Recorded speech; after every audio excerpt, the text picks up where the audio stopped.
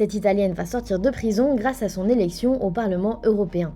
Ilaria Salis est une enseignante de 39 ans et une militante antifasciste. Elle vient d'être élue en tant que tête de liste du Parti écologiste italien, ce qui va mettre fin au combat judiciaire qu'elle mène depuis plus d'1 an. Ilaria Salis a été arrêtée à Budapest en février 2023. Elle est accusée d'avoir attaqué des manifestants néo-nazis lors d'un rassemblement dans la ville, des faits qu'elle nie en bloc. Lors de son procès en Hongrie, Ilaria est apparue enchaînée et les pieds liés. Les images ont fait la une des journaux italiens et ont suscité l'indignation dans son pays.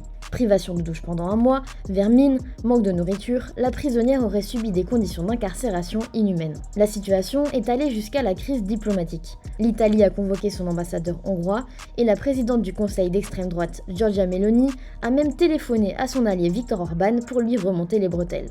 Ilaria Salis a passé de longs mois en prison avant de réussir à obtenir son assignation à résidence en mai contre une caution de 41 000 €.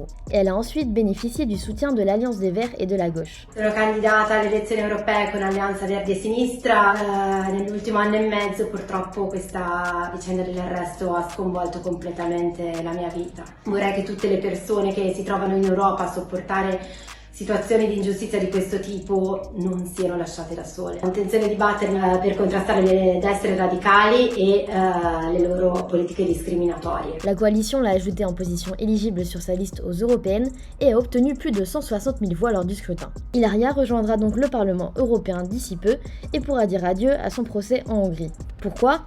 Car les députés européens bénéficient d'une immunité parlementaire. Cela signifie qu'ils ne peuvent pas être détenus ou faire l'objet d'un procès sur leur territoire ou celui d'un autre État membre. Diamo un grande abbraccio a Ilaria perché la battaglia per la democrazia in Europa, per quanto ci riguarda, inizia oggi, ma sempre ancora più forte sarà nei prossimi giorni. Spero di abbracciarvi il prima possibile in Italia. Ciao a tutti!